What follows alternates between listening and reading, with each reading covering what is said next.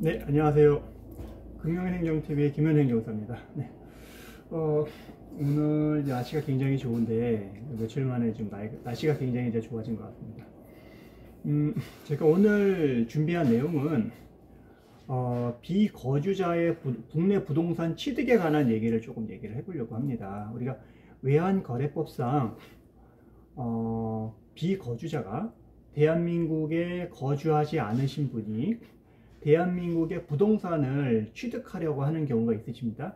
그 목적이 투자이든 거주이든 뭐든 국내 부동산을 취득할 때, 이 부동산을 취득할 때 우리가 부동산 그 실명법상 실거래법상 해당 일선 구청에 신고하는 것뿐만이 아니라 이거를 외국에 자금을 들여와서 외국인이 비거주자가 대한민국의 부동산을 취득할 때는 외환거래법상 신고라는 절차를 거치셔야 됩니다. 그래서 이 부분에 대해서 조금 이제 많이 문의가 오고, 특히 이제 제가 행정사다 보니 해외에 계신 분들이 여러 가지 대한민국의 비자라든가 영주권이라든가 뭐 여러 가지 투자 비자 관련해서 물어보면서 특히 이런 국내 부동산 취득에 관한 것들 되게 많이 물어보시는 것 같아요. 특히 미국 쪽에 이런 분들 우리나라 분이셨는데 해외에 이민을 가셔서 그 나라 미국, 캐나다, 호주, 뉴질랜드 이런데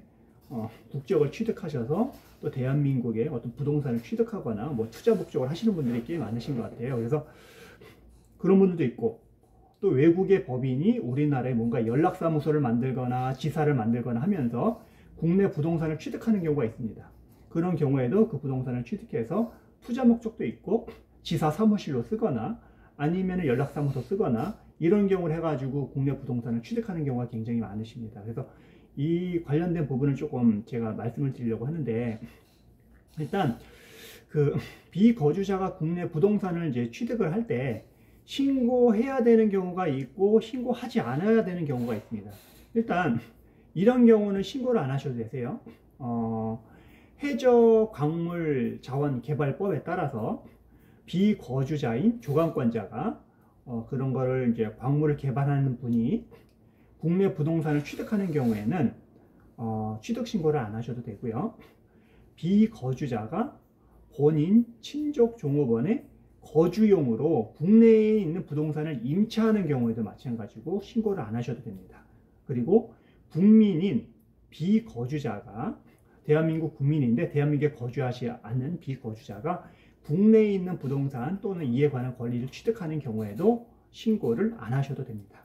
또 한 가지는 비거주자가 국내에 있는 비거주자로부터 토지 이외의 땅 말고 토지 이외의 부동산 또는 이에 관한 권리를 취득하는 경우에도 신고를 안 하셔도 되고, 외국인인 비거주자가 상속 유증 이런 경우는 대부분 대한민국 국민이셨는데 미국에 이민을 가셔가지고 그 나라 시민권을 취득하신 분들이 많이 해당이 되는 것 같아요. 이런 시민권자들이 상속이나 유증으로 인해서 국내의 부동산 또는 이에 관한 권리를 취득하는 경우에도 신고를 하지 않으셔도 됩니다. 이제 다만 이런 경우에는 신고를 하셔야 됩니다. 비거주자가 국내의 부동산 또는 이에 관한 권리를 취득하려 할 때는 부동산 거래할 수 있는 여러 가지 입증 서류들이 있습니다. 이런 것들을 다 준비를 하셔서 외국환 은행장에게 이제 신고를 하셔야 됩니다. 그래서 이런 부분들 저희한테 많이 의뢰를 하시는 것 같아요. 그래서 어떤 부분이냐면 외국으로부터 휴대해서 돈을 가지고 그 자금을 부동산 구입하시려는 자금을 가지고 들어오시는 분들 또는 송금을 하시는 분들은 신고를 하셔야 됩니다. 또한 거주자와 어떤 인정된 거래했던 어떤 담보권을 취득하시는 분들이라든가 아니면 아까 제가 얘기했던 것처럼 휴대하거나 송금해서 돈이 이제 들어오는 분들, 이런 분들이 이제 부동산을 이제 취득할 때도 신고를 하셔야 됩니다. 그리고 이제 비거주자가 국내에 있는 부동산을 이제 취득하자 할 때는 이제 아까 얘기했던 거 말고 외국한 은행이 아니라 한국은행에다가 신고해야 되는 경우가 있어요. 이런 경우는 어떤 거냐면 그 부동산을 구입하는 자금을 일부는 들어왔거나 아니면 전액을 한국에서 마련하는 경우가 있습니다. 빌리거나 차용하거나 사채를 빌리거나 하는 경우에는, 이런 경우에는 일선 외국한 은행장이 아니라 한국은행에다가 하셔야 됩니다.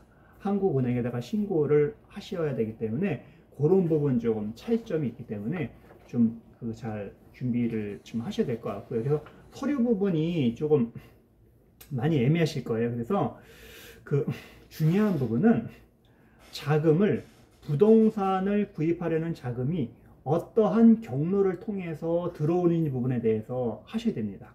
그래서 막바로 송금이 들어오는 건지, 아니면 해외에서 만드는 자금이, 예를 들면 이런 경우도 있어요. 해외에 우리나라 사람인데 해외에 우리나라 은행에 계좌가 있는 분들이 있으세요. 여기다가 해외 법인이 그 나라, 예를 들면은 샌프란시스코 주재 우리은행이라든가 하나은행이라든가 국민은행 지사에다가 달러로 놓고 이분이 본인의 외국에 있는 우리은행의 통장에서 달러를 빼서 국내 은행에다가 이체시켰을 때, 이런 경우에도 좀 달라져요. 이런 경우에는 해외에 있는 법인이 이쪽 샌프란시스코 통장에 이분, 대한민국 이분 우리은행 통장에다 돈을 넣었다 하게 되게 되면 입금했던 입금증이라든가 이게 있어야 됩니다. 이거를 번역을 하고 공증을 하거나 아포스티를 받고 넘겨주셔야 되고, 이런 분 같은 경우에 또 한국에 있는 분들은 해외에 계좌가 있다는 거, 해외에 계좌 있다는 걸 신고를 하시고, 그 다음에 이거를 이렇게 옮겨서 입금했다는 부분에 대해서 입금 보고서 같은 것도 해당 은행에다 받으셔야 됩니다. 조금 이제 그래서 돈이 어떠한 경로로 해서 지급되는지, 어떤 분들이 이런 분도 있으세요. 또 해외에 있는 법인이 돈을 지급을 하는 거를 왜 지급을 할 때 부동산 매매 계약을 어떤 형태로 할지 모르잖아요. 계약, 중도금, 잔금이 있는데, 잠시만요. 계약, 중도금, 잔금이 있는데 이 부분을 소유권 이전 등기를 다 할 때 뭔가 돈을 준다든가, 아니면은 계약, 중도금 이런 걸 할 때 각각 돈이 어떤 식으로 계약금 먼저 들어오고 중도금 먼저 들어오고 잔금 먼저 들어왔을 때 각각 또 계약금은 바로 송금이 되고 중도금은 여기서 마련하고 잔금은 또 해외에서 일부 들어오고 여기서 마련하고, 이런 경우에 또 복잡해지거든요. 그래서 자금 계획을 부동산을 취득할 때는 정확하게 마련을 하셔야 됩니다. 어떤 형태로 해서 돈이 들어왔는지 가장 중요합니다. 그리고 제가 참고로 또 말씀드린 부분은 서류 부분인데요. 일단은 부동산 취득하는 여러 가지 사유 부분은 이제 전문가들 저희가 이제 작성을 할 거예요. 사유서나 이런 부분들, 사유서도 쓸 때도 부동산 취득의 목적, 재원 마련. 그래서 중요한 게 저희도 쓸 때 이 재원 마련을 어떻게 할지, 어떤 경로로 들어올지를 구체적으로 저희가 정리를 하거든요. 그래서 이런 부분들을 저희한테 좀 소상히 말씀을 해주셔야 될 것 같아요. 그 다음에 이 신고하는 사람과 거래 상대방이 실체를 확인할 수 있는 서류 관련된 거를 좀 정확하게 주셔야 되시고, 그 다음에 이제 부동산 매매 계약서 같은 거 당연히 주셔야 되시고, 당연히 부동산 등기부등본 관련된 거는 여기 한국에서 떼시면 되는 거고, 또 부동산 시세가 필요하게 되게 되면은 뭔가 탁상 감정이라든가 아마 시세표 같은 게 혹시라도 필요하게 되면은 은행에서 요구하게 되게 되면은 이제 일단 준비를 하셔야 됩니다. 그 다음에 신고인이 비거주자임을 입증할 수 있는 서류, 이런 것들 뭐 출입국 사실증명서라든가 여권이라든가 이런 부분도 준비를 하셔야 됩니다. 그 다음에 위임장, 한국에서 뭐 이제 저희 같이 이제 행정사들이 외환은행이라든가 한국은행이라든가 여러 행정기관에다 이런 거 신고를 하잖아요. 그러면 그런 업무를 한다는 거를 저희가 위임장을 만들어주면 그 나라로 보내면 그 나라에서 아포스티유나 인증이나 공증을 받아서 다시 보내주는 방법, 이런 식으로 이제 하시면 됩니다. 그래서 부동산 취득에 관한 거를 좀 얘기를 해봤고요. 비거주자의 국내 부동산 취득, 그래서 좀 많은 여러 가지 서류나 절차라든가 또 부동산 어떤 매매 계약을 하게 되면서 그 형태에 따라서 돈 지급 방식이 다 다르기 때문에 이런 부분들은 발생하게 되게 되면 전문가들과 좀 상의를 해서 어떤 식으로 자금 계획이라든가 서류 준비라든가 하는 것들이 굉장히 중요할 것 같습니다. 그래서 오늘 비거주자의 부동산 취득에 관한 거를 말씀드렸고요. 다음번에는 외국 법인의 국내 연락사무소 설치 부분에 대해서 다시 한번 말씀을 좀 드리겠습니다. 예, 오늘 여기까지 하겠습니다. 감사합니다.